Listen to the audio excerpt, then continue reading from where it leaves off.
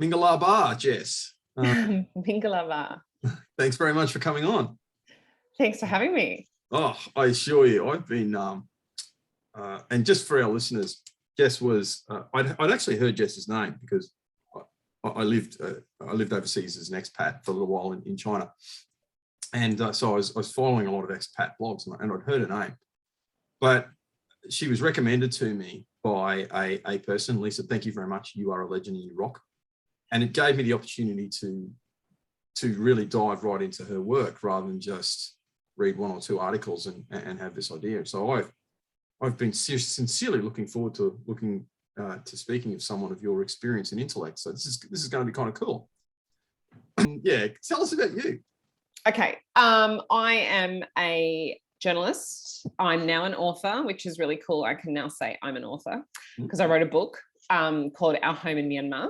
And I'm a mum. I'm a single parent, and I've got a 2-year-old and a 1-year-old to keep me on my toes. And I spent 10 years overseas. So I was born in Melbourne, but I left Melbourne in 2006 and did not come home.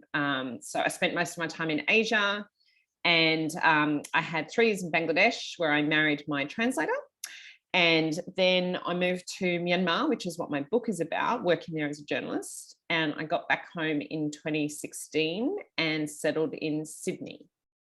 And that's me.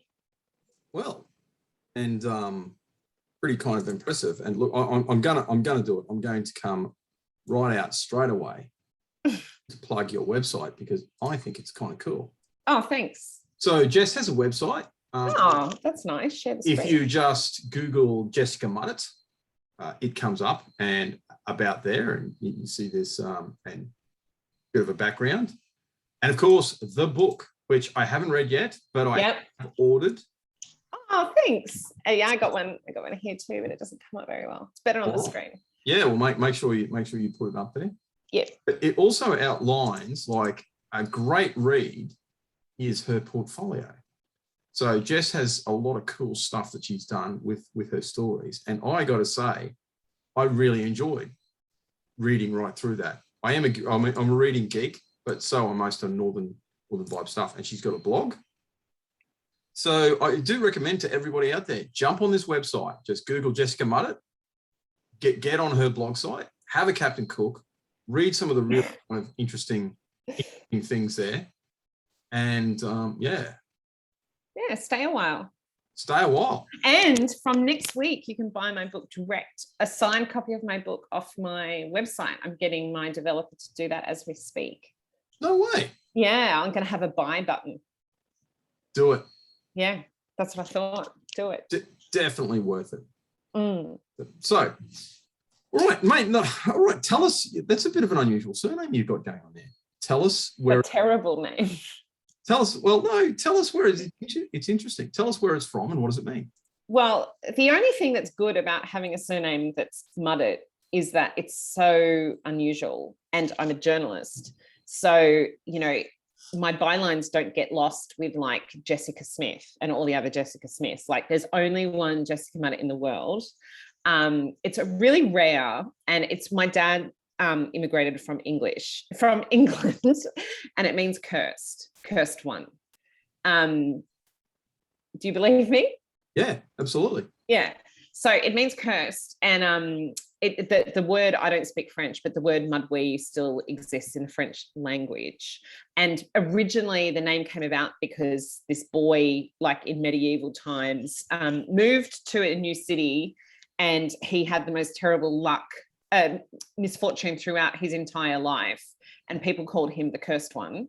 And that name has been passed down to me, sadly. And people are always like, how do you say it? Like they think it's not Mudditt because that sounds so awful. Yeah. But I'm like, people want to soften it, but I'm like, no, it's not softened. The other nice thing is that you can find your relatives really easily. So all of us on Facebook, we're all connected because there's like 20 of us in the world, and living in different parts of the world. There's some in South Africa and America and the UK. yeah, I mean, people misspell it. So you misspelled it. Remember that your first email to me, I didn't get it. It's only one T. Because people think, again, that's ridiculous. Why would there be 2 Ds and 2 Ts? So like that happens all the time. And I spell it like, D for dog, I for igloo. And someone the other day was like, you've done this before, haven't you? But yeah, I mean, I didn't change my name when I got married because, well, I don't believe in that, but also I didn't want to erase my stories. I would cease to exist online if I suddenly changed my name, right? Yeah. And obviously being French, it's a Norman name. So, your mob would have gone to England post 1066. Yeah. But, yeah. Yeah. I hope you went easy on the Saxons. They had a tough time. I don't know. Yeah. I don't know. You don't want to apologize for anything that you're... No, my history's not good enough to even know who to apologize. So, all right. So look, why did you want to be a journo? What motivated you to do that? Primarily because I love writing and I love talking to people. And it was funny because it took me so long to work out that I wanted to be a journalist. And I'm writing, my next book is like a coming of age backpacking story where it finally clicked that I wanted to be a journalist. Because I was in Pakistan at the time and went into some museum, ended up in the back room or something, but it was a military museum. And there were these like grand chairs that the guy was humoring me. He was like the director and he had all these military like regalia on. And he was quite a scary man. And but I was unfazed and I was there with the person that I was traveling with as well. And he suddenly looked at me and he was like, "Are you a journalist?" And I was like, "No." And then, but after he said that, he planted a seed and I was like, could I be a journalist? Like, is that could I possibly do that? That would just be so amazing. And, people like me don't end up journalists. And then a couple of weeks after that, I'd been traveling for a year, but I went to the UK and that's where I lived for 3 years. And as the plane landed, I was like, I have to find out how to be a journalist in this country. And that's what I'll go and do. So it was kind of like resolved after, having all these crises, like, what am I going to do for the rest of my life? So, but it's writing. Like, I love writing and I love people's stories. Yeah, so do I. I totally get that. I mean, I got that through the police and the people's stories I were writing were court briefs. So it's not precisely the same. But similar. It kind of is. Yeah. But like because look, I'm going to be pretentious. I'm a published up there. Well, co-author. And I've got a number of articles that have been published. So that was kind of cool. And I got to say, getting my first paycheck, that was just the first payment. It was like, well, yeah. Because because you do it for free, right? Yeah, it's like so good. Yeah, get me to shut the hell up. Like you want to pay, because really writing is organized thought. So you're going to pay money for my thoughts? Yeah, amazing. Like how amazing. Desperate are you? Like what barrel with his? I mean, for me, for you it's different, but like for me, I was thinking, what barrel are you scraping? Like how deep is that? I hope you didn't say that. Yeah, no, that was the thought that went through my head. But okay, we all know the journalism shorthand. How's your shorthand? You got that was the bane of my existence for months. And I'm still in touch with my fellow students. It just totally took over our lives. It is so. Have you done shorthand? Nope. So I did T-line because there's all different types. It looks like hieroglyphics. It's like it's out of this world. And I just kept failing it. I kept failing it and failing it. And you don't. So I was in London and doing the accreditation to be a newspaper journalist. And it stressed me out so badly. And yeah, so I failed 3 times and was thinking like I might never crack this. And then I got 100 words a minute, which was the highest in our class, I think. So except I failed 3 times and not everybody did. It clicked. Clearly something in your brain. It finally clicked. Yeah, it's just sheer repetition. And it's still really, really helpful. Like when I take notes, I don't use it completely, but I still I'll show you like what for it. Oh, well, I mean, here we go. I've done it here, so this is not made up. Oh, Back. oh, that's annoying. Can you read that? Back and down. Yes. Yeah. So more, that sort of rainbow is more. Anyway, it doesn't matter. But I do it all the time, and it's just, it's short, it's quick, it's good. Yeah. Like I was up to typing 60 words a minute. I can still do that. So that's good. That's good. I mean, the idea with shorthand is that, this is pre-devices. You're out on the street, you're talking to a policeman, and you've got to take the notes down quickly. And so you can do that from anywhere. But look, I want to go in the hopeless wanderer thing. I really, because I too am the hopeless wanderer. But I want to dive into Myanmar. So why did you want to go to Myanmar? And then let's dive right into the Myanmar circumstance. I have wanted to go to Myanmar forever, at least back to 2004. And it was actually the first place I wanted to go to when I backpacked for exactly 365 days. And I went to the travel agent in like 2004 to put a deposit down at STA Travel. And I said, I want to go to Myanmar. And he was like, okay. And then he left and went out the back and was gone like 5 minutes. And I just sat there, and then he came back and he looked all sheepish and he goes, I didn't know what Myanmar was. So I got my colleague and we looked in an atlas, and she helped me find it. And you mean Burma? And I was like, yeah, I mean Burma. And he's like, cool. Okay. So if you want to go to Burma, you have to fly in and out of the same airport. So no overland. And it's got to be, like a circle. You can only go for a short time. And at that point, I was like, I had about $16,000, or maybe more than that.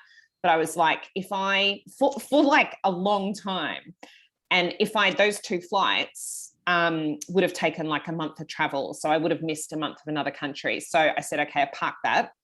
I'll start in Cambodia and do the banana pancake trail, up into China and Nepal, Tibet, India, Pakistan. And I'll go to Myanmar another day. And then that didn't happen until 2012. But that was better because I was going there for a reason. I was going to join the Myanmar Times as a journalist. So I was like, I mean, I wouldn't have only gone once. I'm sure I would have fallen in love with it. But the way that life worked out, it was better in the end. But at the time I was gutted because I really wanted to go. Whoa, awesome. So when you got there, and it's kind of impressive, what you've done. You were the first foreign staff member in Myanmar's state-run newspaper. Yeah, and that's a pretty scary newspaper too. And you're there right after the general elections in 2015. Yeah, yeah. I was there before the election. So during the elections, I was there. Wow. Yeah, and my job was to tone down the propaganda. Okay, so look, one of the main purposes of this interview, besides your phenomenally interesting life, is Burma. So look, it's in Burma. I'm sorry, I'm a colonial. Oh, it doesn't matter. Yeah. Like, and I've never met anyone that got offended over that incidentally. People are really interested in, because there's all this terrible stuff going on in Burma right now, and it's getting a little bit of news, but not much.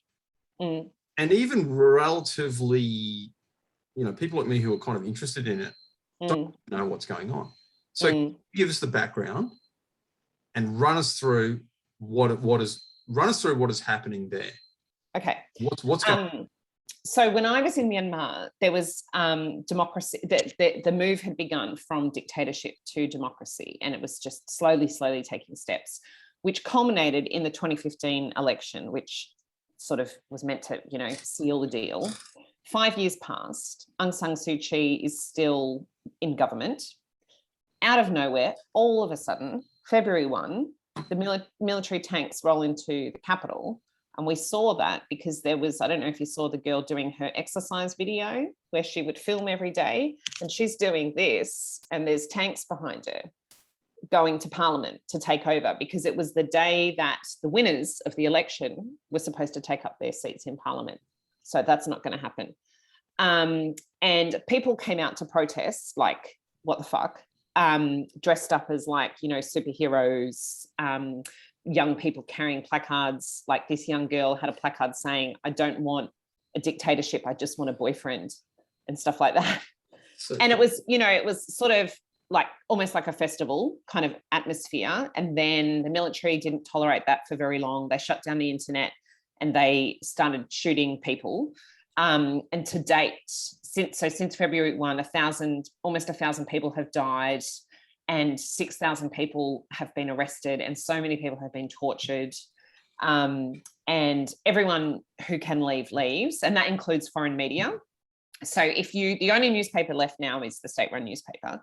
And if you go onto the Myanmar Times website, it just turns black. And then there's a pop-up box that says, we've suspended operations for 3 months. And that was 7 months ago. And they've declared all newspapers illegal. So they've taken everything that they were doing. These military guys, like they said, "Oh, look, we're taking off our uniform and we're putting on parliamentary uniform and like we're pro-democracy." But other people who are more knowledgeable than me believe that the origins of this is greed, really, that a more robust democracy would affect their economic interests because the military owns so much of the country. And with more transparency, you might have people saying, no. But what's amazing is Aung San Suu Kyi had really not rocked the boat at all, to the point that, you know, people were coming, especially Westerners, were becoming critical of her. So the military still had 25% of all parliamentary seats, like automatically, don't have to go in something stupid like an election. They just get them. And they sit there in their uniforms as well. And they have control of like all the important ministries. So they're still controlling funds, and they own heaps of drugs and guns and jade, all going into China, and illegal wildlife and stuff. But it was like they had a tantrum and couldn't handle it anymore. And so, but they said that they were launching a coup to restore democracy. So go figure that. But they just talk nonsense. And so it's all down really to probably a couple of people, but the main one is General Min Aung Hlaing. And he's just a despot. He was senior general of commander-in-chief, so really, really powerful. And he is just, you know, he's not doing any of the fighting himself. He's tucked away in his, you know, comfortable manner. But they're just not listening to the people. So the people are still protesting, not giving up. They started a civil disobedience movement. So the whole country's come to a standstill. COVID-19 may have infected half the population, which is just an insane number, and nothing is working, and it's really grim. Like the displacement and the there we go. Stupid man. He is responsible for, you know, he has so much blood on his hands. He's also responsible for the genocide of the Rohingya, and he should already have, Australia should have put sanctions on him then, and we didn't. And we still haven't put sanctions on Myanmar, even though the US and the UK and the EU have. So it's really upsetting, like the violence is grotesque.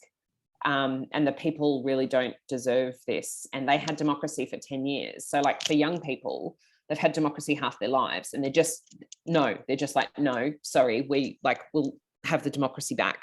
So it's just really people are, and so now people have joined armed groups, like just normal people. So the chances of full-scale civil war is like quite high. Okay, so basically what I'm hearing is this, and I'm going to relay a lot of information back quickly, and I need you to correct me if I'm wrong. Okay. So Burma was under this military junta, this dictatorship. There was an election, and for 10 years, and Kai Su. Aung San Suu Kyi. It's no one knows how to say it. Yes. Oh my God.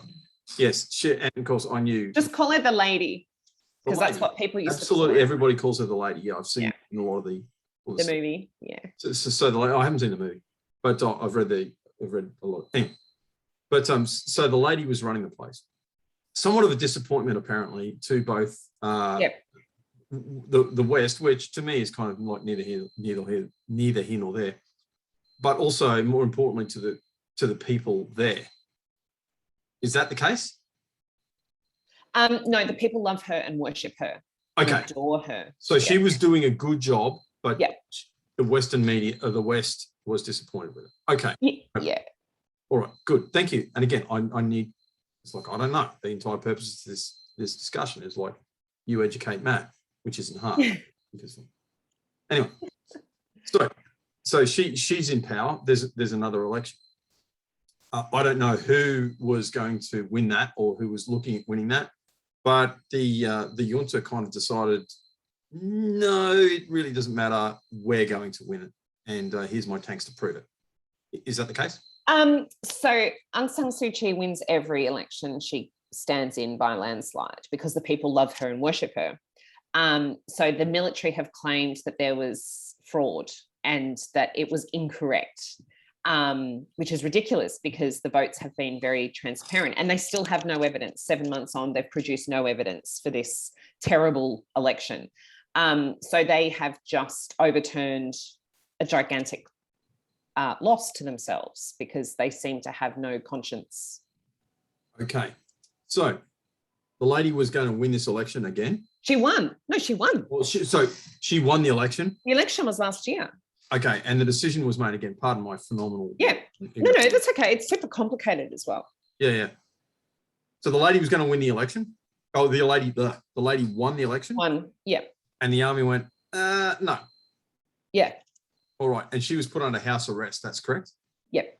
She's gone back. She's already spent 15 years under house arrest, but she's back under house arrest. Okay. Where is she now? Oh, she's back under house arrest. All right. All right. Well, they can't really kill her though, can they? I mean, that would probably. That's interesting. A friend of mine said that they are behaving even worse than they did first time around when they were tyrants. And she had heard from someone in Myanmar that they might knock her off. But I can't substantiate that. And I certainly wouldn't want, people feeling upset. But the level of depravity is such that it would not surprise me. They haven't killed her yet. But, all these years that, they could have. But my gosh, they've killed 1,000 other people. My friend, her father's in his 80s and he's in a 10-foot cell and he's a political leader, like a close associate of Aung San Suu Kyi. And they picked him up and they took him to Yangon, which is like how many hour drive? Like an 8-hour drive. And then they didn't know what to do with him. So they took him back again. And it was like, my friend was telling me this and I was like, they're just bumbling tyrants. Like it's like Shakespearean, like some kind of tragedy. They don't even know, they don't know what they're doing. They have lost their minds. Like they don't know what they're doing. I think they completely underestimated what would happen when they did this ridiculous coup. And they're sort of, I think they're still shell-shocked, but they're so narcissistic. They're megalomaniacs that they can't even comprehend reality. Like these guys, while Myanmar is one of the poorest countries in the world, they throw $100,000 birthday parties for their children and drive around in Lamborghinis and have this obscene wealth. And they just don't care. So they're sort of capable of anything. Yeah, there's so much I kind of want to go into there. I genuinely reckon like you can kind of get possessed. I've been thinking about this a lot recently. We used to snigger, and I know a little bit about because with my co-authored book sort of stuff, it was one of the things about was the police response to mental health crisis situation. So I know a little bit about it. Like I'm not an expert. I'm not going to misrepresent situations, but I'm conversant. And we used to snigger at the idea of medieval possession going, we just know it's kind of mental illness now. No, yeah. Clarity, I'm not, but it's like that. And Jung has this idea where it's like people think that they have ideas, but it's the other way around. Ideas have them, and you can get possessed by an idea. So you can get possessed by the idea of your infallibility, of the fact that no, we really are. And if you went and spoke to those guys, I'm sure they would say, we're restoring democracy. Yeah, they would. They've been possessed by an idea. Well, the other thing is that they're really superstitious. Most people in Myanmar are superstitious, but like the previous dictator was really into astrology. So he built a secret capital because he was paranoid that Yangon would be invaded because it's a port city. So in secret, he built a city on the swamp and then tried to get everyone to move there. And he chooses dates, really important dates for the country based on what his astrologer says.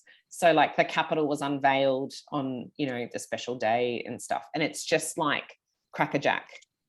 You can't believe these people are in charge of running a country. Sweet mother of God. Yeah. Okay.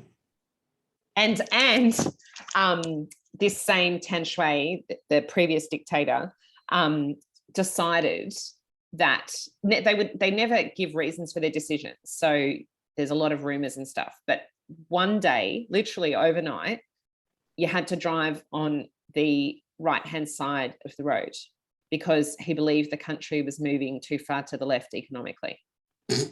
So all these cars are not set up for that, still not. So because they get a lot of imports from Japan. So you have the driver on the wrong side of the road. And all these people die in car accidents every year because one person suddenly decided, let's all drive on the other side of the road. What is going to happen over there? Like, so you've got this, and again, for our listeners, so you had this brief shining light of democracy. For how many years, Jess? 10 years. All right. So you would have had these young people raised on the idea that this is going to be history, because like any particular moment in time you're always told, well, this is going to be the foundation of history. This is what it's going to be like forever. These were told that. The socialists were told that. Everyone is told this is going to be history. Day dot. The values that we have now are going to be projected into the future. What's going to happen to that place? Well, I mean, I guess the only thing I would say is that there's always been a massive mistrust of the military because they have a history of overturning election results. But when they didn't do it in 2015, everyone thought, okay, like now this is, day one of our future. And so what they've done has shocked people. And also a lot of people have just been like, some people are saying that Myanmar is already a failed state because the government can't govern. The people don't trust the government, so they won't come out and get vaccinated because they're scared they'll get shot. And they don't trust the vaccines. The military confiscated all the public's vaccines. And then even those who are willing to get a vaccine are worried that they're counterfeit vaccines. So, and you have to pay to get vaccinated and it's way too expensive. $30 is like a monthly salary. So it's broken. However, interestingly, there is a second government, and this national unity government is made up of people who won the election. And I interviewed Dr. Sasa on Friday, who's in hiding. He's the leader. Well, he's the spokesperson for the government. And they are competing with the military government at the UN to be recognized as the legitimate government of Myanmar. But they're all in hiding because, they'll be arrested if they're found. So Myanmar's not being governed, and having two governments, like how does that even work? Like this is already the country with two names. Now they've got two governments. Yeah. It's just so complicated. Yeah, Dr. Zassa, he is extraordinary. He has, not that this sums him up, but he has 3 million followers on Facebook.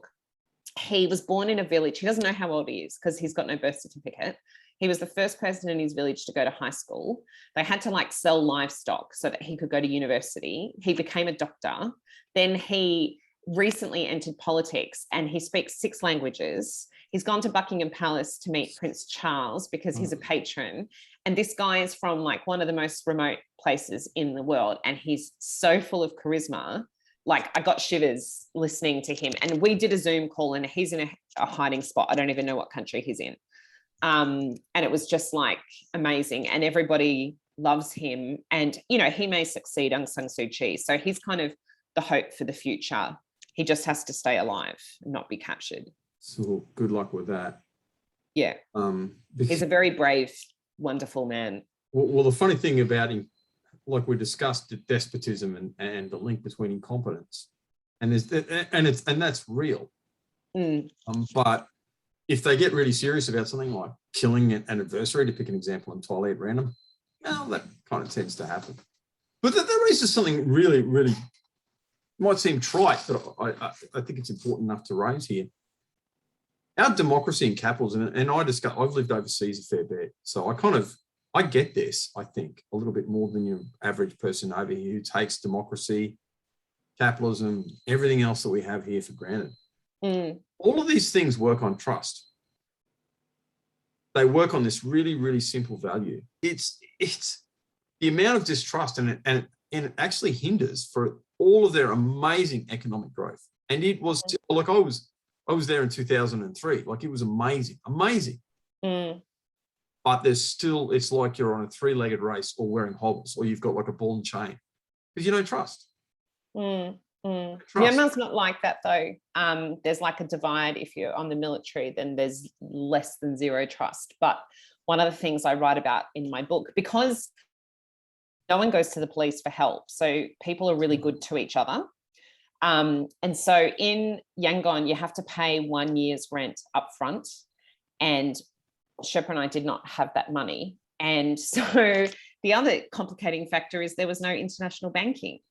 So we were like, okay, even if we get Dad to loan us the money, how do we get the money inside the country? The only way we could work it out was to get the hotel manager's son, who we had met like 3 times, to wire in a year's worth of rent. But if you're Burmese, you're not allowed to have an international bank account. So the account wasn't in his name. It was in some other dude's name in Singapore. And we were like, okay, yeah, that's a good idea. And that's what we did. There was no other way around it. Wow. And it was fine. So and people do that. People do that. And if he had stolen the money, we couldn't have gone to the police. Yeah. You wouldn't go to the police. Wow. And I've got to say, as a copper, that breaks my heart. You know, it's seriously. Yeah. My maid, she said to me, her brother was arrested, and she called me really upset. And she said, and I put this in the book, because he'd been out drinking and he got legless with his friends. So he was arrested, and she said, can you come? Maybe as a foreigner, you can get him out, like pay his bail or something. So we were going to go to the police station, and then she called back and she said, my friend said it's not safe. If you go inside a police station in Myanmar, you never come out. So we said, okay. Her brother ended up dying, not in police custody, but not very long after. Whoa. It's really grim. They're so corrupt. But wonderfully, a lot of the military are defecting because they can't stand. They're like, I didn't sign up for this. Like, I signed up to protect the people, and you're asking me to shoot the people. So I'm not doing that. So if the military could disintegrate from within, that's the only sort of way that kind of avoids a total bloodbath. Whoa. If it just, sort of has no power left, and everybody, joins the right side of history. There's signs that it might happen, but they've also brainwashed their military, and they keep them in compounds, and they keep them really poor, and they keep their family with them. So when you go out to serve for the day, your family remains at the compound. Can you ever really desert? Like, it's only single men with no family. So they've got them where they want them. Yeah. All right. How much does culture impact? Because my understanding of Burma is fundamentally it's a Buddhist country. So, how much does culture and history impact on this really unfortunate development? Well, I think Buddhism has a fantastic role in Myanmar culture, because people are not greedy or materialistic. They might be some of the world's poorest people. But if you drop money, like if it falls out of your back pocket in Yangon, and it happened to me, someone runs up behind you and goes, you dropped this. Like, it's just really nice. And people's theft is really rare. But again, people have reams of razor wire around their 6-foot-high fences, not because there's burglaries, but because the military come for people in the night. So you have to protect yourself from the authorities, not from each other. It's like there's this amazing social contract between people so when I came back to Australia, I was like, we have all these rules. People don't do the right thing because they want to do the right thing. They do the right thing because there's laws, and then, bad stuff will happen to them. I was like, what about just being a good person?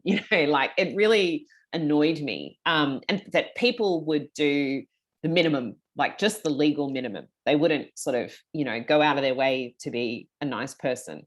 So there is that culture, but unfortunately, Buddhism got into the hands of these crazy military guys, and they believe that their ethnic group, the Burma people, and Buddhism are like the supreme manifestation of humanity or something. Like, they have all these crazy ideas and they're terrible to ethnic minorities because they see them as inferior.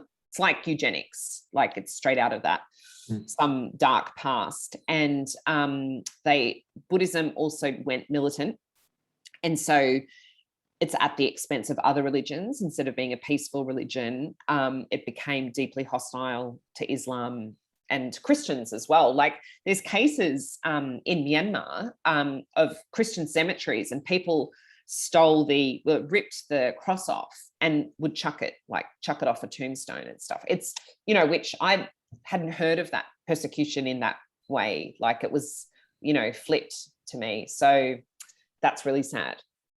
Yeah. Well, you know, according to UN statistics, the most persecuted group of people in the world are Christians. Is that because there's so many though? Yeah, that's part of it. But yeah, the thing is like, you think of what a threat it is. You think of what a threat it is. But anyway, like, I can't be impartial about this. Anyway, something I can really talk about though, about the rule of law, and you're right. I think about this a lot when it comes to the rule of law and the good behaviour of the people.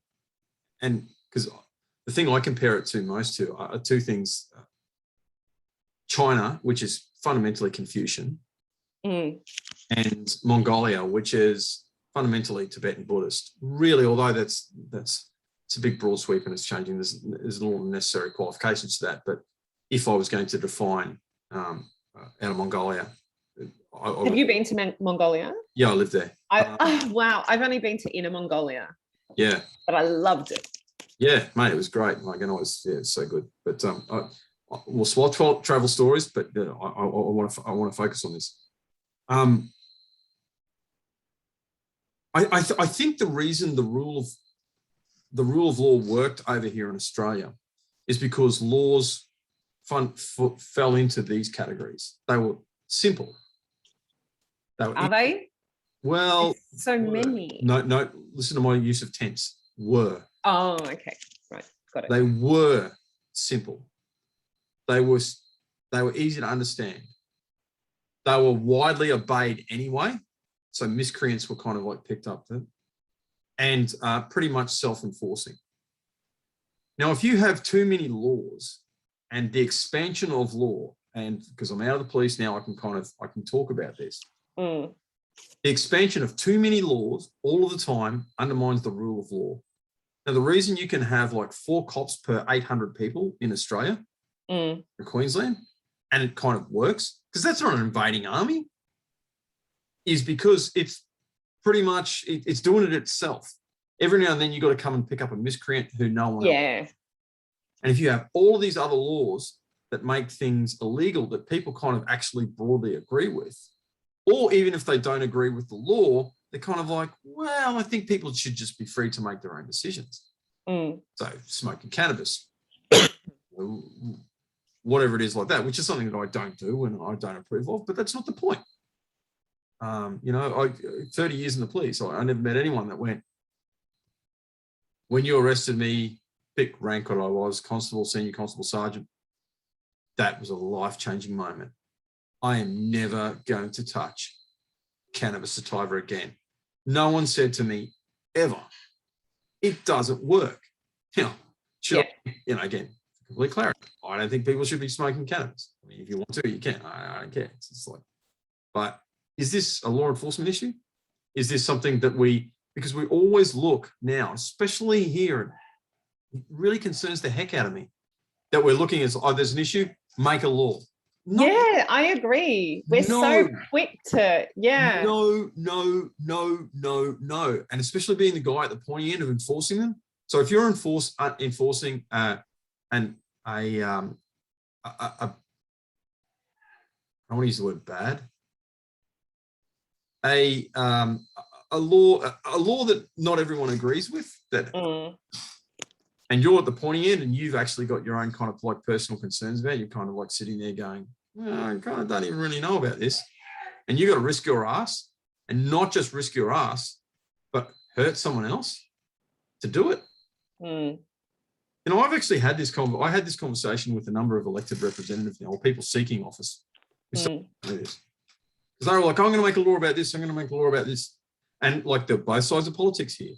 But I'd be especially tough on conservatives, because they're supposed to be small government, rule of law, like an it's like, you know, you talk to others and they're like, big government, lots of laws, let's make it happen.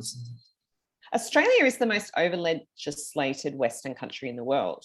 You know, it's just ridiculous. Like, and when we started writing our laws in 1901, like I've got a copy of the Constitution of the country, and it's this big. Okay.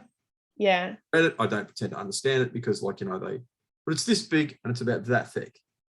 Yeah.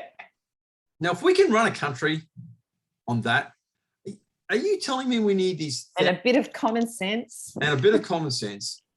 And, you know, are you telling me we need these thousands and millions and piles and piles and piles of law that even law enforcement people don't understand? But like, what gets me, I agree with you. When there's like a new COVID directive that comes out, like, I'm always amazed by how incredibly complicated things are. But what do we do as the people?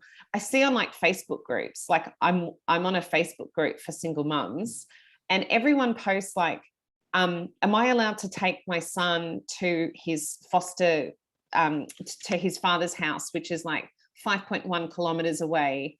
And they have all these super complicated questions. But like, our response is we try really hard to understand these impenetrable, ridiculous rules. Like, our appetite for taking on new laws is limitless. I'm like, if it's too complicated to understand, you're probably not going to get a fine. Like, you'll probably be okay. But people are like, they don't complain about how many rules there are. They're like, I need to understand what I can do and cannot do. And I'm like, and that reverses the very principle. The way democracy works is this: when it comes to laws, everything is allowed unless it's specifically prohibited. Yeah, I agree. Well, it's that is the way that this is something that our forefathers and sisters and foremothers and gender non-specific, you know, but it was both. Anyway, but it was men. Yeah, it kind of was men. This is something our forefathers discussed, and they sat down and they thought about. It's like, okay, well, you know, how are we going to run this? This is the mixture between Judeo-Christian ideas and the Enlightenment principles, and I think that they meshed. You know, I think that they meshed pretty well. And if you really undermine the idea of rule of law, there's only one alternative: coercive totalitarianism. What else is there? Anarchy. Yeah, well, I suppose that comes actually. I'm sorry, three. Yeah. I know I'm sounding like Monty Python now, but you either have the rule of law, or you have coercive totalitarianism, which is probably going to lead to anarchy. And maybe circulate in between anarchy and coercive totalitarianism, and that seems to be what happens pretty much outside of Western democracy. Yeah, and the tragedy of Burma seems to kind of like indicate that. It's like, well, you know, you're going to crack down China is another place. And they are like,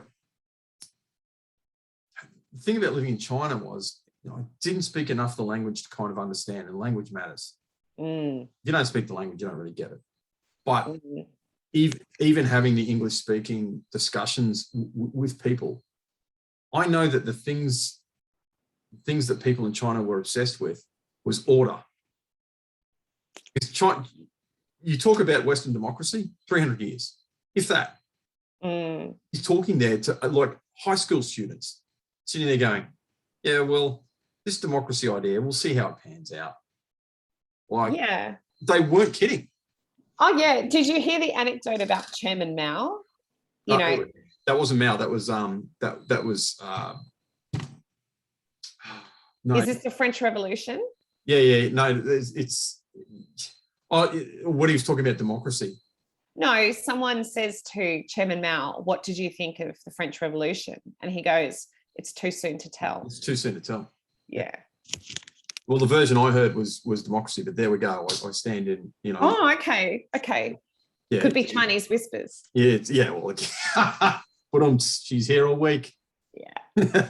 Did you just on that, my other favorite one is Gandhi, and a journalist said to him after a media conference, what do you think of Western civilization? Yeah. I think it'd be a great idea. You guys should try the whole civilization thing. Yeah. Perfect. Yeah. But as bad as we are and as incompetent as we are, because I found that article you wrote, and again, you're probably going to disagree with some of what I say, but that's okay. You talked about the idea that everyone's got this perception that Burma is like this racist place, and it's because of Buddhism, and it's because of all these kind of things. And you went, well, that's kind of not precisely what happened. And precisely not the way it is. And my take is, and again, if you disagree, that's fine. Does racism exist in this country? Yes. Yes, it does. I've been subjected to racism from Indigenous people, very, very rarely from other people who are non-Caucasian, who are non-Indigenous. Yeah, I have. Have I seen racism towards Indigenous people and other? Yes. Is this something that defines our country because it's that pervasive? No. No, it's not. I agree. I've lived in China. I saw what happened to the Mongolian minority over there, and so when I sit there and I listen to people going, this country is defined by racism. It was born in racism. It's lived in racism. It's a racist place. I'm just like, no, you don't know how bad the rest of the world can be. If you think this is terrible, you better stay home, is what I think. Yeah. My first question is, my first response is, compared to what? Yeah. Because if you look at things in the past, let's use two metrics here, because we live in a three-dimensional world. Let's use time and let's use space. So let's first use geography, space. All right, go outside the Anglosphere. Tell me where there is this kumbaya, this kumbaya, and that's even assuming that we're talking about the same thing. So what do you mean by a racist-less world? What do you mean by that? Anti-racist? So you want to define people by hierarchies of race and say, well, you're in this powered group. That means that we can treat you like rubbish. And it's because, that's, in my mind, that's kind of not racist. In fact, that's the very definition of racism. So even if we could agree on this concept of what an unracist place would look like, and I doubt we could, let's do it in a Matt Maloney kind of way, where the color of your skin, and Martin Luther King articulated it perfectly. The color of your skin doesn't matter; it's the content of your character. Beautiful thing. I think that was perfect. So outside of the Anglosphere, where are you getting that? You're not even really getting that in Europe anymore. No, because there's too many right wingers there. It's just it's getting weird over there, and it's odd. You collectivists. I don't even really think right wing, and I think about this bit. I don't even think right wing and left wing anymore. I think collectivists, because you think about what the right and the left wing have in common. They're collectivists. They think of people in terms of groups. That it's in this group. You're a white person, you're a black person, you're a this, you're a Catholic, you're a Muslim, you're a blah, blah, blah, blah. It's well, you want to break down my stuff? I'm a mixed race Catholic living in North Queensland, and if you got to 6 of those metrics, well, not even that, I would suggest if you get to 4 metrics, there would be no one else in Australia that could fit my mix up of metrics. And if you extended that internationally, 6. If there were 6 people, in the first top 6 metrics, And then after that, it's like, nah, we've got nothing. And, you know, why those metrics? Nothing in common. So that kind of says to me, well, how should we be thinking of people? Well, that would be the individual. Mm-hmm. And linking that back to everything else. And we're giving that up. And I see, and I'm sorry, I'm kind of ranting because I'm actually here to talk about you, but like, That's okay. and we've got so many other things to talk about too. And, you know, I know you love Burma. I love China and I loved Outer Mongolia. And look, I would go back to Outer Mongolia tomorrow or China tomorrow if I had opportunity. But live there forever? I don't know. I don't know. You know, again, it's the understanding of perception and experience and bringing it back. But I think there's a reason people like you and me return to that. But look, I'm going to stay on Burma a little bit more because it's the main thing. Tell me about the lady. Oh, she's an interesting character. She confuses me so much. Because the Western media are funny about her now, because initially she was like Mandela, Gandhi. Yes. Oh my God. Now she's like, Yes. Really noticed that. I noticed that. And I kind of thought, oh, all right. So what's she done? Like, you know, I know the first question whenever Myanmar comes up is people say, what happened with the lady? Like she was good, now she's bad. And I don't know. But really she fell from grace because there was the genocide against the Muslim Rohingya and she didn't do anything or say anything. In retrospect, you could say maybe she always knew this dangerous path that she was walking, and she always knew more than us the threat that the military posed, and that if she ever annoyed them, she would, you know, lose her position as effectively the head of government. But there were just too many opportunities. It was, you know, there's crimes by omission. This was a crime by omission because it was genocide. You don't say nothing when there's genocide in your country. And her worship levels are such that if she had said something, it could have been lessened and it could have changed the opinion, because most people supported, sadly, I'm sad to say, it's a shocking thing to say, but they supported what happened to the Rohingya because they were told that they were terrorists and, you know, sort of fed all this hate-filled stuff. So she was popular among her own people for saying nothing, but she lost her position as a democracy icon in the West. And now she's back under house arrest. Will we feel sorry for her now and see her again as a, you know, champion of democracy? I don't know. I mean, people in Myanmar really love her, and they really love her father because he founded the country and he founded the military. Like, it's so complicated. So as a little girl, she's played at the houses of these military guys because her dad and their dad were friends, like, and they're all of the same vintage. So anyway, she is in her 70s, and it may be time for people like Dr. Zassa to lead the next generation. And I know the Burmese community in Australia, not all of them are behind Aung San Suu Kyi, and especially if they're from an ethnic minority, because they know that she has let them down, because the racism is really terrible towards minorities in Myanmar. So it's, she can also be brittle. So in one of the chapters, like, I covered her speech, and up until that point, I worshipped her. Like, she was one of the reasons I wanted to go to Myanmar, because I was like, I want to live where the lady lives, and this beautiful sort of love story with democracy, you know, and the imprisoned democracy fighter. It's amazing. But when I saw her in person, I was really disappointed. And I go into that in the book. I was like, oh, I don't know. Did I never see your talks on YouTube? I was like, I guess I didn't, because she was under house arrest. And I have, not just me, at the time I was too ashamed to say that was how I felt. So I saved it for the book. But I've read Samantha Power's biography, and she was the US ambassador to the UN. And she went to Myanmar with Obama, and she found the lady a prickly pear. So she can turn on her charm, she can turn it off. but men fawn over her, like they just they fall over themselves to get near her.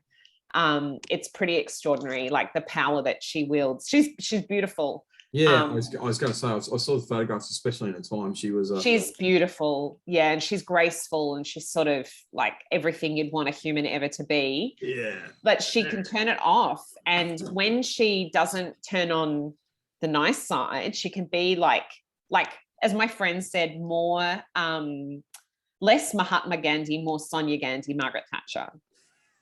Well, I kind of like Thatcher, but that's just me. Anyway, but see, that touches on kind of something else that I know that we're going to disagree on, but I genuinely want to have a chat about it. It's like, where is all this male power I hear so much about? Because you get a beautiful woman, you know, especially if they're intelligent and everything else, walk into the room and you watch all these fawning men into absolute puddles who would do anything, and I mean anything, just to hear a word from her, just to talk. Like this idea that women have no power. It's like, try being a man. Well, you've got Justin Trudeau. It's not quite the same, but well, is he a man? Really? I mean, he's male, but a man. What? He's heterosexual. He's eye candy. Yeah, well, okay, all right. Well, but importantly, maybe that's the dynamic. So would girls be like Trudeau with, like, you know, chaps like, because, you know, I don't get, the lady was, you know, stunning. Yeah. Like, would you girls get like that around a man? Because like that's not how we feel around you guys. And if he was a democracy icon who'd been in prison for ages fighting for his people, you know, yeah, well, I suppose non-violence. I mean, that's going to do it. She's legendary. Like, her story is legendary. But did her beauty blind us, men and women? You know, yes. And especially in the West, we were so busy looking at her, maybe we weren't listening. Like, the answer to that is yes. Well, and you know, when you spend 15 years in prison, it's hard to be critical of anything you do. So I think we didn't. But then there's another theory that someone at the Myanmar Times who lived in Myanmar a very long time, he told me that she entered house arrest a different person from the person who left, and she became much more strongly devout and strong in her Buddhist beliefs, and she meditated all the time and had a sort of monastic existence, and that perhaps she lost some tolerance for other people because she became, but I can't verify if that's true, but I think we pegged her wrong all along. And but her story is such that she's set up as, you know, like Princess Diana. Like, she's a saint, but I only just learned that she wasn't very bright and she could sometimes be quite silly and stupid. But I grew up believing her to be a sort of a woman of the most incredible elegance, who was witty and kind and, you know, like a saint, sort of a beautiful saint. That's it. You know, oh my God, that's a magnificent conversation. these patterns of reality, I suppose, would be the best way of articulating it. Never leave us. Like, well, we simplify everything. Everything gets simplified. Well, and it kind of has to. It has to, yeah. I'm a journalist. Like, you have to write a 600-word story to someone on the other side of the world about a situation that's happening, and you're just like, where does a person begin? But you have to do it. Otherwise, the alternative is for there to be no news. But you know, and look, and that's even putting aside, and that's totally correct. Incidentally, I'm not invalidating that. But if you think of this, if you think of like when we're discussing what abstract concepts. So I kind of like, I was discussing, you've probably, I've articulated anyway, like I'm a Catholic. And I was discussing I have most of my friends disproportionately are actually atheists. It keeps me on my toes. And we were kind of discussing it one day. And they said to me, well, prove this abstraction, talking about an abstraction. I said, well, you can only talk in symbolic terms.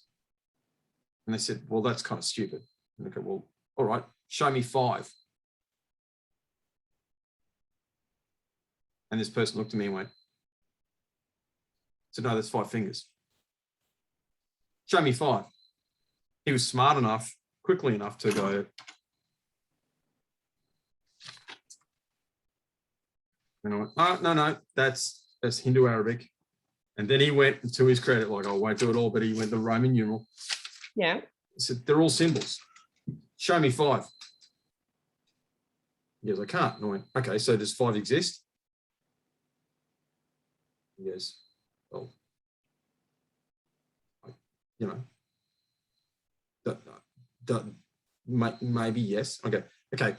Do you live like 5 exists? You count things. That's a funny question. And he went, yes. So you're living your life in a non-materialist way, working on a symbol that you can't prove exists in your term. And somehow I'm the delusional one. Okay.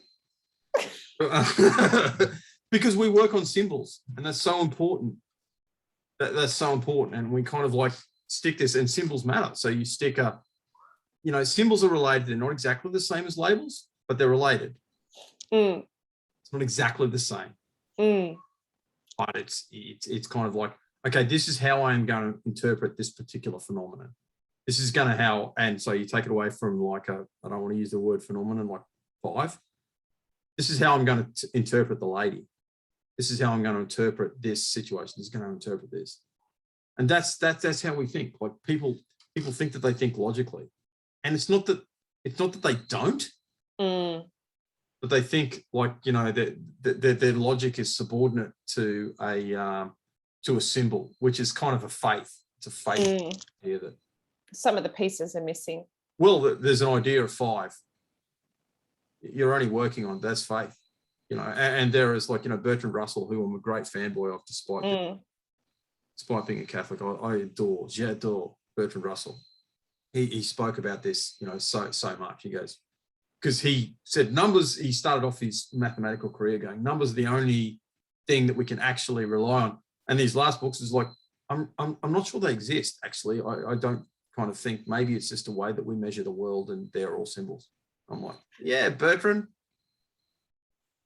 Right on. Yeah. You know, on Twitter last week, there was an article and the headline was, crows understand the concept of zero. And the guy that tweeted it was like, I don't know what to do with this information. And that's what I felt like with your story. I was like, I don't know what would, if someone said that to me, I think my head would explode.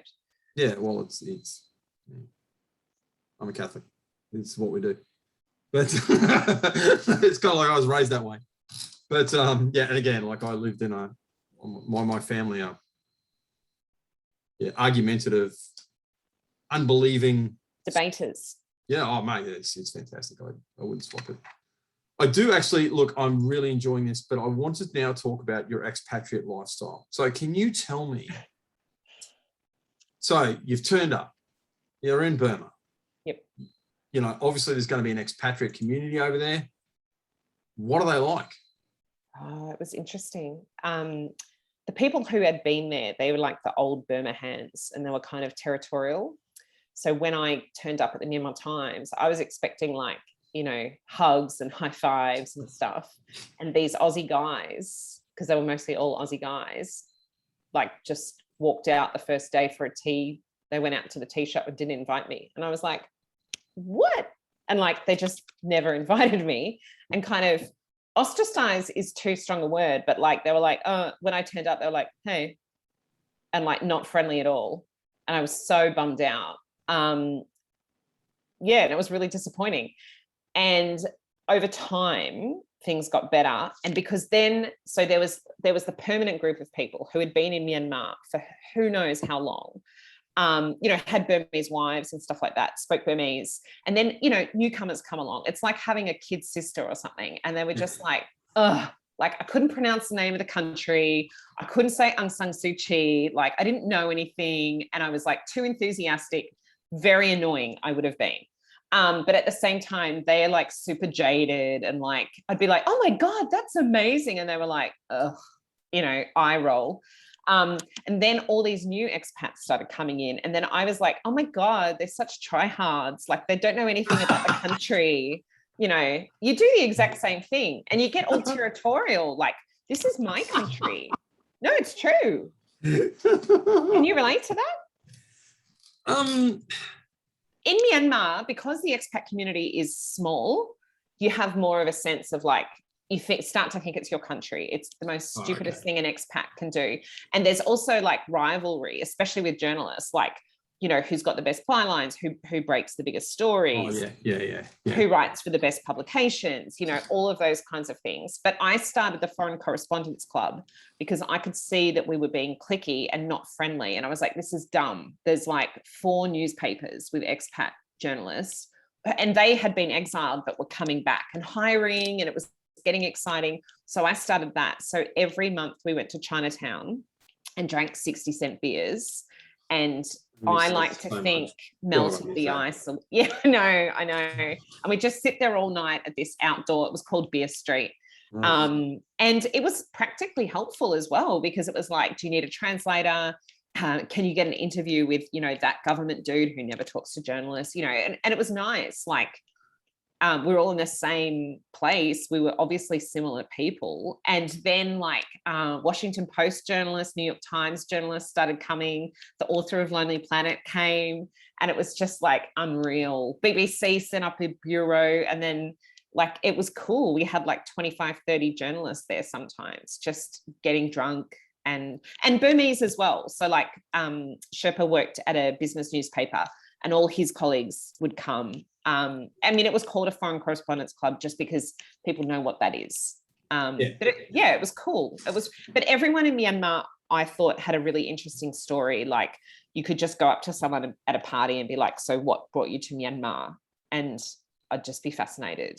And because it's such an unusual place, it was kind of, the people that attracted were unusual themselves. Like they didn't just... mercenaries and misfits. Yeah, carpetbaggers. There was all of that. But there were also a lot of really good people who didn't care if life was physically difficult. They wanted to contribute something to a country that was like on a positive trajectory. Yeah. Well, look, I found the expat experience in Australia, like, because I've lived disproportionately high amounts of time in Indigenous communities. So you kind of interesting. Yeah. So you get these people, it's like, yes, I know Indigenous people. You've been here 10 minutes. Accurate. Yeah. Yeah. You kind of like get that. It's like, yes, I did my cultural appropriateness course in Canberra, and it was so. But yeah. So we would get that. I found that in Australia. Living in overseas countries in Australia, because really, Arakoon is another country. Right. This is a universal tendency that we have. Yeah, it's a human thing. It's what. Yeah. And it's because, like, you know, there's nothing better than pointing out the shortcomings and ignorance of another human being. Yeah. To really make yourself feel good about yourself. But that necessary qualification, mate, I didn't find that in China. In fact, they were thick as thieves. I mean, you'd have different expat vibes in different places of the world. There was something about Myanmar, I guess, that makes it quite unusual. At one point, an expat who had been there for ages said that there were 100 expats, including dogs and children.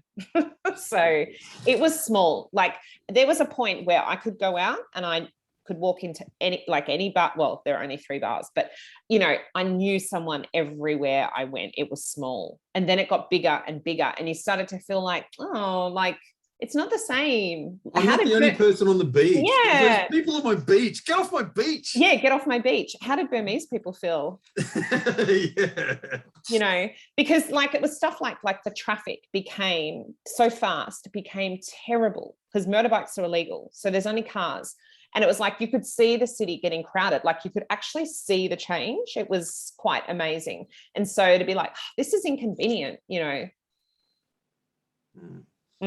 China was great because there's this bunch of, and look, I think part of it is where we were, because my long-suffering wife, who was then my fiance, we were the only, when we turned up to this town, it was 120,000 people, incidentally. So by Australians. Where were you in China? A place called Jinsha, which is outside of Nantong, and it's 120,000 people. So that's not quite Cairns, but like, you know, that's a good sized town. That puts you, you know, your third or fourth, fifth or sixth biggest town in Queensland, you know? Like, I thought you were going to say in China, and I was like, no, heck China, no, man. See, that's it. Like, and again, here's my Australian thing: 120,000 people. That's a good sized town. That's a village. Would have been a village. Yeah. No, seriously, like it was a village. Yeah.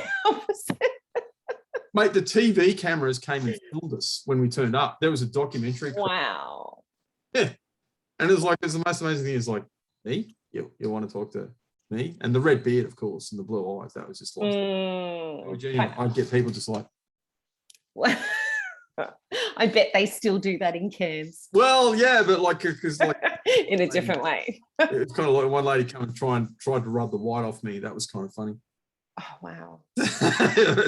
Yeah, but like it wasn't, and this is really important to say, that wasn't racist. It was just like, wow. It would be like a UFO landing and seeing people, and you're friendly to them and they're friendly to you, and it's cool. Like really quickly you establish a friendly relationship, but it's just like, dude, you're green. Yeah. You're green, dude. Yeah. Like, you know. Yeah. And red, like who has red hair? Like who? Yeah. Is that a color? It's well, not on humans. It's the color we put on clothes. Or demons? Yeah. Well, it's kind of associated, but it wasn't all bad. But with the expats, so we would go in. Long story short, our experience was really, really good. People were ringing us up because we'd come in very quickly, meet them in bars, not see them again for 2 or 3 months. They'd ring us up and go, "There's a job in such and such a place." But all right, you know what? I'm pretty kind of. You're done. Well, there is nothing more I want to know. God, there is so much. So look, we'll wrap it up here. Okay. Thank you very much. Thank you. That was really fun. It's been a great conversation, and I really enjoyed it. And I hope I didn't, bore you too much. No.